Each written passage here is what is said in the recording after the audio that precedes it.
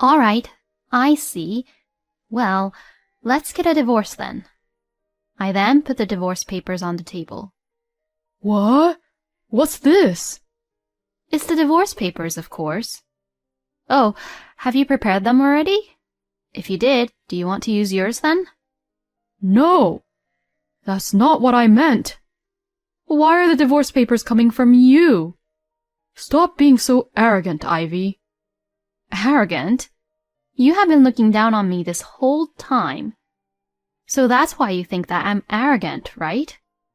But you're the one being the most arrogant person here. If you say it like that, then you think that you're better than me, huh? Well, I am.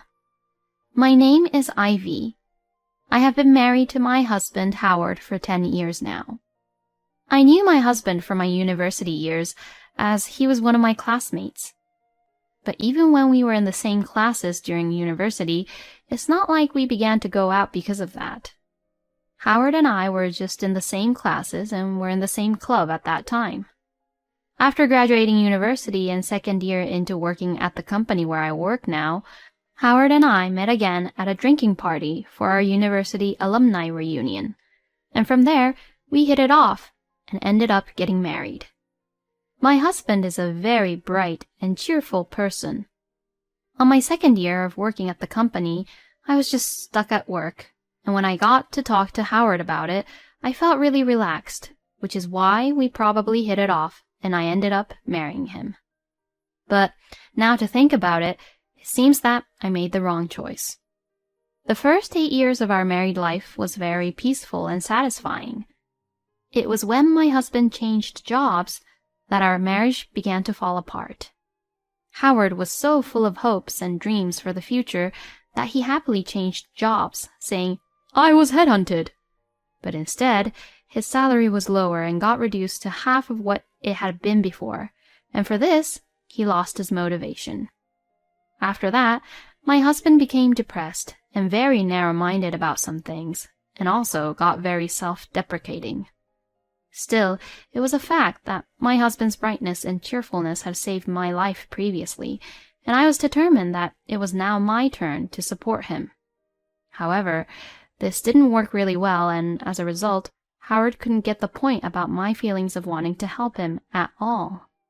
My husband was always tired and exhausted when he came home late at night. "Welcome home! I cooked your favorite pasta for dinner today." It's okay. I don't need it. Huh? So, you already ate? No way. I'm not getting any high income here. Then, aren't you hungry a little bit? You need to eat something to cheer up. That's really annoying, you know. You think that I'm useless, don't you? What? I've never thought of you that way. Well, I'm not really sure about that. Saying that, my husband would not try to even look at me and would go back into his room. Even so, I won't give up easily, and I'll cook his favorite meals. But he would only take a few bites of it and then quickly goes back into his room. On weekends and on day-offs, I would suggest that maybe we could go out for dinner, but he would just say, "We don't have that kind of money," and wouldn't go anywhere. I really didn't know what to do anymore. And it was at that time my husband would make an impossible proposal to me. Well, that was probably the main reason as to why our relationship got worse. On that day, my husband came home early, which was very rare. And the expression he had on his face was very calm. Did something good happen? It makes me happy to see him like that, too. Ivy, I got a suggestion. Okay, what is it? Can you quit your work? Excuse me? Quit work? There was no way I could do that now. My husband's monthly net income is less than $1,800. Our monthly rent is $600, and the utilities fees are about $200 per month. My husband's cigarette costs more than about $200 a month. Even if I calculate roughly like that, $1,000 are already gone. Even if we do our best to control the expenses for the food, $400 would probably be our limit. If we pay for both of our phone bills, $100 will be gone. And what can we do with the remaining $300? $300 is better than nothing, but for the two of us, it would not be enough at all. You know, it's really difficult for me, knowing that you're earning more income than me. What, your current net income is about $2,000 per month, right? What the hell is he talking about?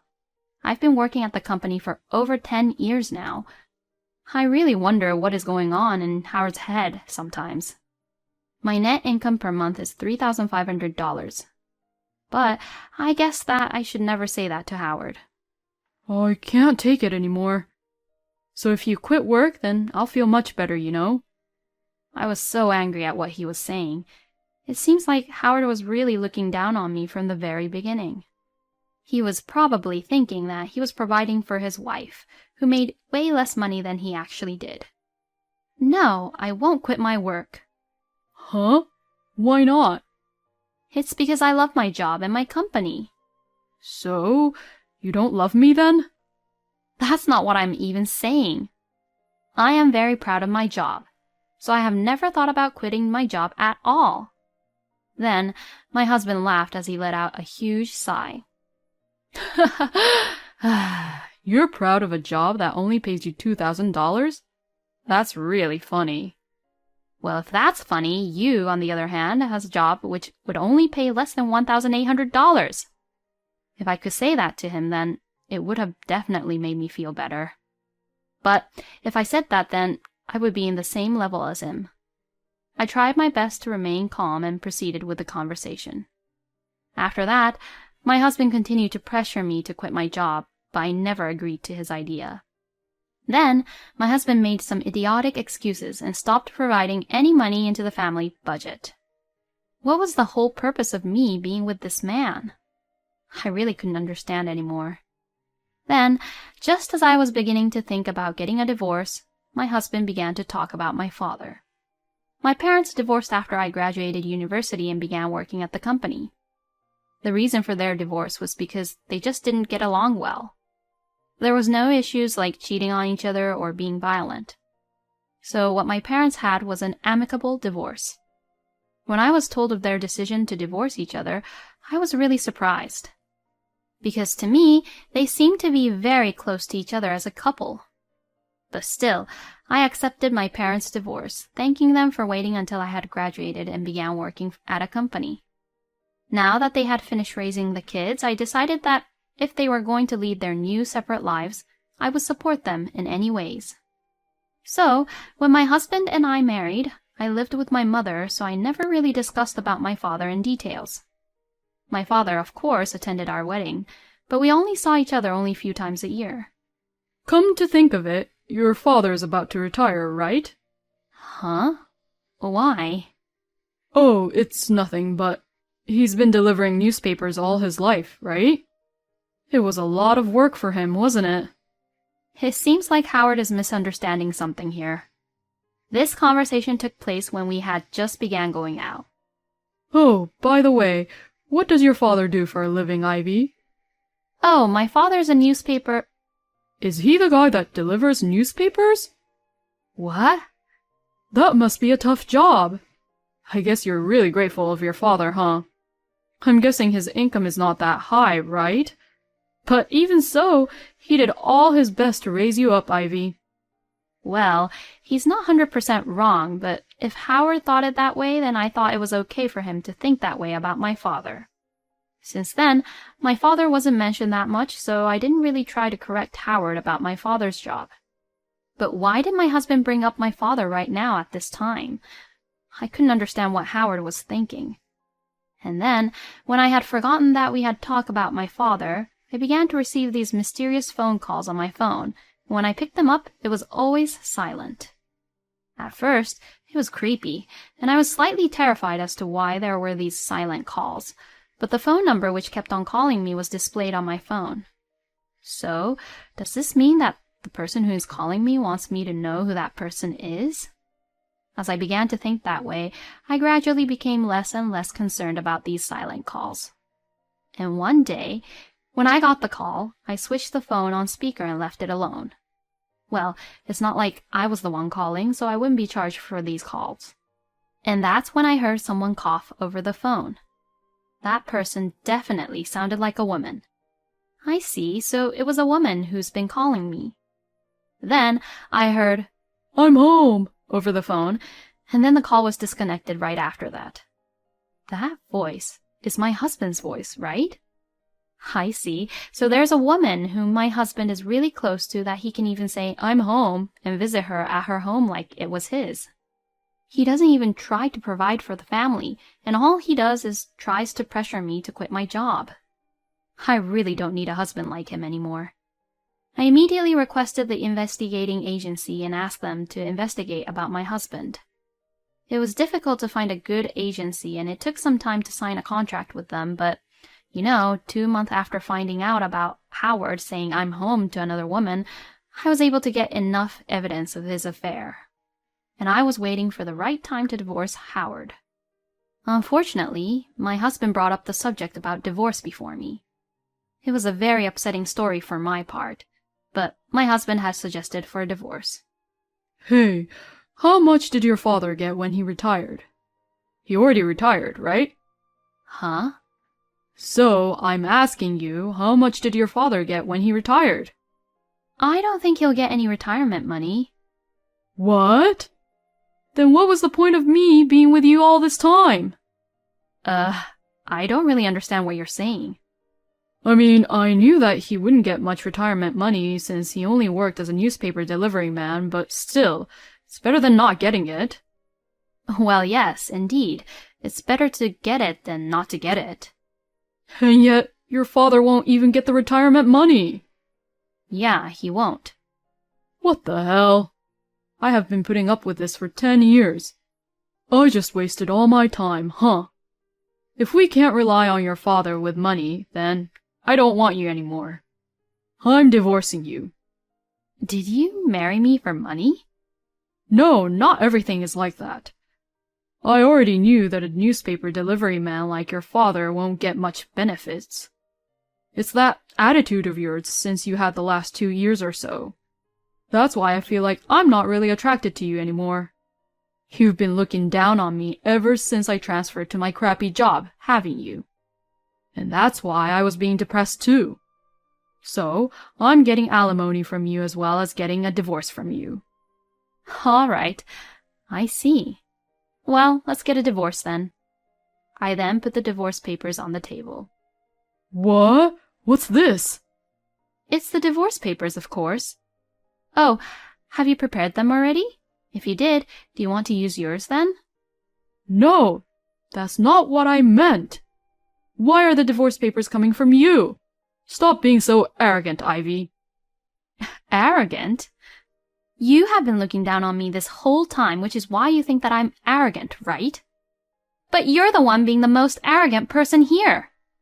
If you say it like that, then you think that you're better than me, huh? Well, I am.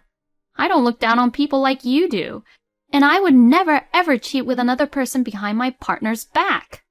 Huh?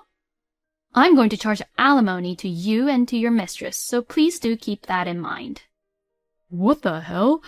You knew about that? Yeah, because I kept getting silent phone calls from your mistress. Don't you dare think that you can get away with this. I will track you down to the ends of the earth and make you pay for everything you've done. Saying that, I kicked my husband out of the house and locked the door. A month later, the divorce was finalized.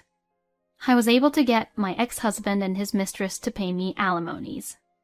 My ex-husband seemed to have saved up quite a bit of money, and he transferred me all the amount at once. I thought this would finally settle things down, but my ex-husband, without any lessons learned, tried to start a second round. Well, it's pretty obvious that I won again this time. That happened 2 months after the divorce was finalized. When I came home, my ex-husband was standing in front of the door. I took my ex-husband, who insisted for a chat, to a nearby cafe, and he suddenly burst into tears. Why didn't you tell me about it? About what? About your father. Huh? My ex-husband showed me an article from a magazine. In it was an interview of my father, with a photo of his face on the article. Your father is the editor-in-chief, right? Oh, about that. Yeah, that's right. That means you lied to me intentionally, right? If I sue you for it, I'll be compensated, right? Then why don't you hire a lawyer and file a claim for it? But, well, if you have the money, that is. Besides, I wasn't lying to you intentionally, you know. Sometimes my father does carry newspapers and magazines to his clients, so it doesn't change the fact that he delivers newspapers. I mean, you just jumped to conclusions on that one on your own. Oh, and you're also claiming compensation for emotional distress, right? Go ahead and do it. We can even take this to court if you want. I will never run away, so bring it on. Let's fight this to the end. Even if you say that, you're still going to lose. You also lied to me about his retirement benefits. No, you see, my father hasn't retired yet. So how can you say that I lied about his retirement benefits? Besides, what does my father's retirement benefits have to do with us? Even if my father gets his retirement money in the future, it's his money, and it has nothing to do with me, you know? But still, you might get some from him too, right? Yeah, so what? Then I could have gotten it too. All you care about is only money, no matter what, huh? Because you were blinded by the money, you believed in stupid words like headhunt, and your salary decreased, isn't that right? Snap out of it, will you? I have nothing more to say to you. Don't ever show your face in front of me ever again. If you ever appear in front of me again, I will sue you, and I mean it. I slammed the $10 on the table and left the cafe. I loved him once, but that man is no longer the man I fell in love with. No, he probably was like that to begin with, but I guess I just couldn't see it. I couldn't make any good judgments about him that well. First of all, I need to learn how to judge a person's character and who they really are. My ex-husband never visited me after that, but a year later, I saw him unexpectedly.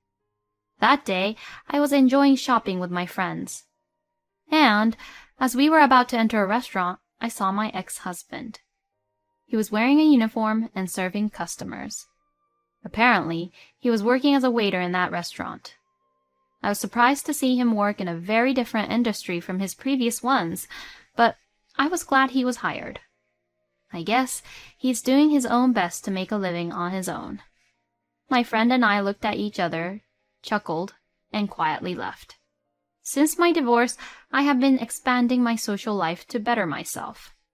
I have become reluctant to get married because of what had happened with my ex-husband, and probably I will not remarry in the future. I live for my work, and this is one of the options that some people would choose. With what had happened in the past, I want to learn from it and live my life to the fullest. A husband who relies on his father-in-law's retirement money. He must be really weird. I hope that there's a lot of happiness waiting for Ivy in her future life. Thank you for watching until the end. Please subscribe to our channel. We hope to see you in our next video.